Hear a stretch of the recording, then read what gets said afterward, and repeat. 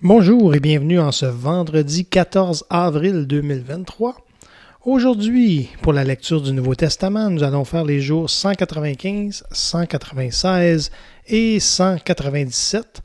On va aller d'abord dans Acte 15, les versets 1 à 18. Acte 15, 1 à 18. Quelques hommes venus de la Judée enseignaient les frères en disant « Si vous n'êtes circoncis selon le rite de Moïse, vous ne pouvez être sauvés. » Paul et Barnabas eurent avec eux un débat et une vive discussion. Et les frères décidèrent que Paul et Barnabas et quelques-uns des leurs monteraient à Jérusalem vers les apôtres et les anciens pour traiter cette question. Après avoir été accompagnés par l'Église, ils poursuivirent leur route à travers la Phénicie et la Samarie, racontant la conversion des païens, et ils causèrent une grande joie à tous les frères. Arrivés à Jérusalem, ils furent reçus par l'Église, les apôtres et les anciens, et ils racontèrent tout ce que Dieu avait fait avec eux.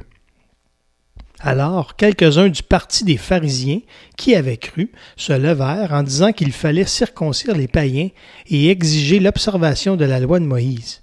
Les apôtres et les anciens se réunirent pour examiner cette affaire. Une grande discussion s'étant engagée, Pierre se leva et leur dit « Hommes frères, vous savez que dès longtemps Dieu a fait un choix parmi vous, afin que, par ma bouche, les païens entendissent la parole de l'Évangile et qu'ils crussent.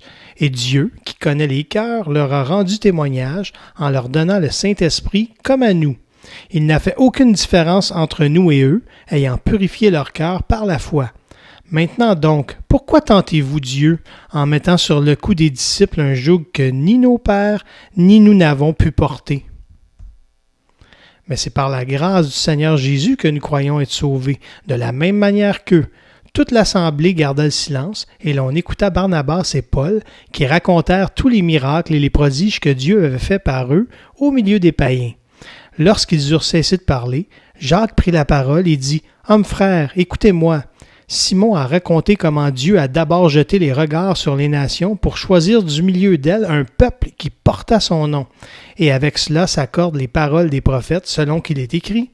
Après cela, je reviendrai et je relèverai de sa chute la tente de David. J'en réparerai les ruines et je la redresserai, afin que le reste des hommes cherche le Seigneur, ainsi que toutes les nations sur lesquelles mon nom est invoqué, dit le Seigneur qui fait ces choses, et à qui elles sont connues de toute éternité. Le verset retenu, c'est le verset 11. C'est par la grâce du Seigneur Jésus que nous croyons être sauvés, de la même manière qu'eux. La réflexion prière, Pierre a bien compris la parole de l'Évangile et la réalité de la nouvelle alliance du salut par la grâce, rendue accessible par la foi aux hommes de toute nation. Merci, Père, de ce que mon salut ne s'obtient pas par mes œuvres, mais par la grâce du Seigneur Jésus. On continue avec le jour 196. On doit lire dans Acte 15 des versets 19 à 35. On commence ici, 19 à 35. C'est pourquoi je suis d'avis qu'on ne crée pas des difficultés à ceux des païens qui se convertissent à Dieu, mais qu'on leur écrive de s'abstenir des souillures des idoles, de l'impudicité, des animaux étouffés et du sang. Car depuis bien des générations, Moïse a dans chaque ville des gens qui le prêchent, puisqu'on le lit tous les jours de sabbat dans les synagogues. Alors il parut bon aux apôtres et aux anciens et à toute l'Église de choisir parmi eux et d'envoyer à Antioche, avec Paul et Barsabas, Jude, appelé Barnabas, et Silas, hommes considérés entre les frères. Ils les chargèrent d'une lettre ainsi conçue, les apôtres, les anciens et les frères, aux frères d'entre les païens qui sont à Antioche, en Syrie et en Cilicie. Salut. Ayant appris que quelques hommes partis de chez nous et auxquels nous n'avions donné aucun ordre vous ont troublés par leurs discours et ont ébranlé vos âmes, nous avons jugé à propos, après nous être réunis tous ensemble, de choisir des délégués et de vous les envoyer avec nos bien-aimés Barnabas et Paul, ces hommes qui ont exposé leur vie pour le nom de notre Seigneur Jésus-Christ. Nous avons donc envoyé Jude et Silas, qui vous annonceront de leur bouche les mêmes choses, car il a paru bon au Saint-Esprit et à nous de ne vous imposer d'autres charges que ce qui est nécessaire, savoir de vous abstenir des viandes sacrifiées aux idoles, du sang, des animaux étouffés et de l'impudicité. choses contre lesquelles vous vous trouverez bien de vous tenir en garde. Adieu. » Eux donc, ayant pris congé de l'Église, allèrent à Antioche, où ils remirent la lettre à la multitude de l'assemblée. Après l'avoir lue, les frères furent réjouis de l'encouragement qu'elle leur apportait. Jude et Silas, qui étaient eux-mêmes prophètes, les exhortèrent et les fortifièrent par plusieurs discours. Au bout de quelque temps, les frères les laissèrent en paix retourner vers ceux qui les avaient envoyés. Toutefois, Silas trouva bon de rester. Paul et Barnabas demeurèrent à Antioche, enseignant et annonçant, avec plusieurs autres, la bonne nouvelle de la parole du Seigneur.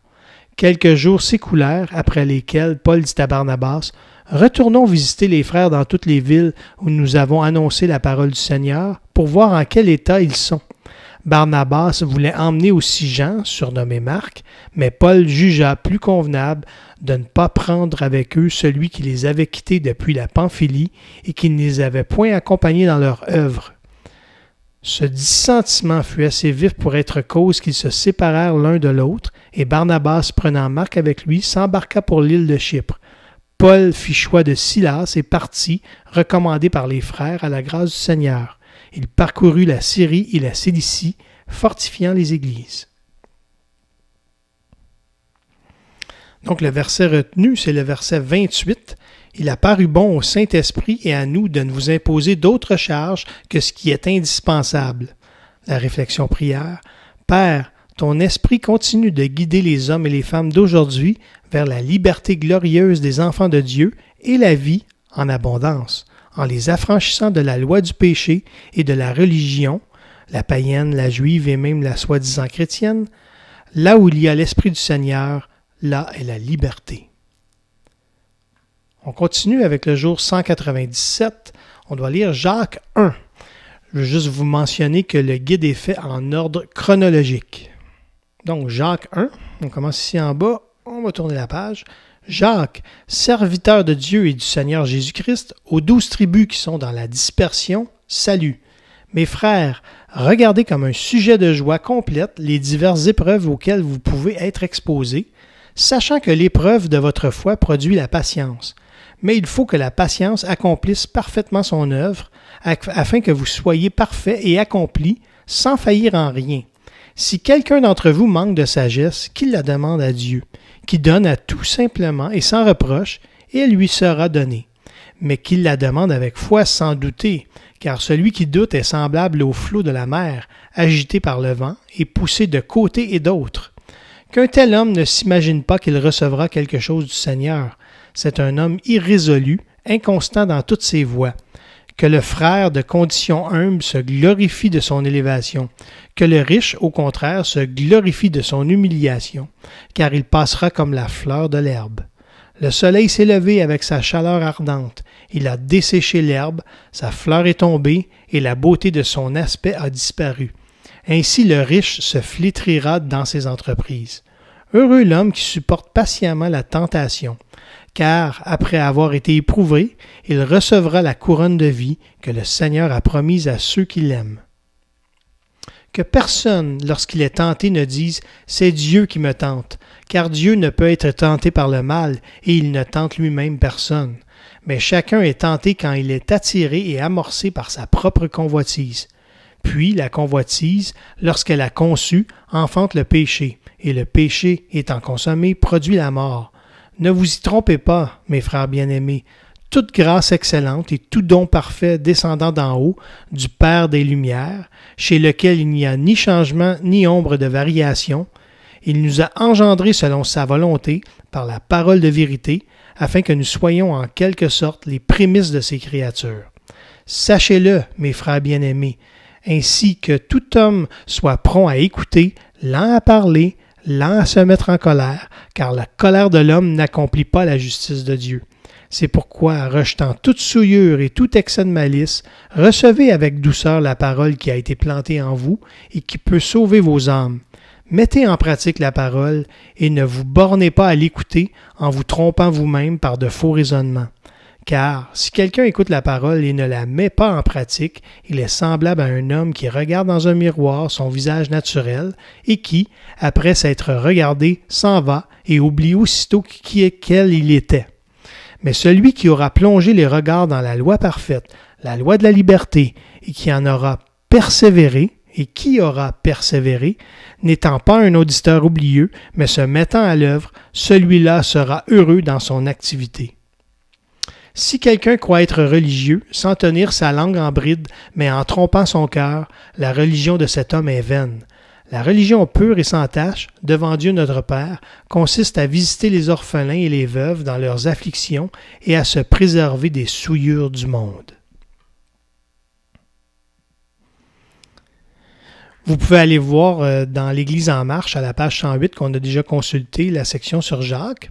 Le verset retenu, c'est le verset 25. « Celui qui a plongé les regards dans la loi parfaite, la loi de la liberté, et qui persévère, non pas en l'écoutant pour l'oublier, mais en la pratiquant activement, celui-là sera heureux dans son action même. » Et vous pouvez consulter le petit encadré juste en dessous qui s'appelle « Père des Lumières ». Voilà, c'est tout pour aujourd'hui. On se revoit la semaine prochaine.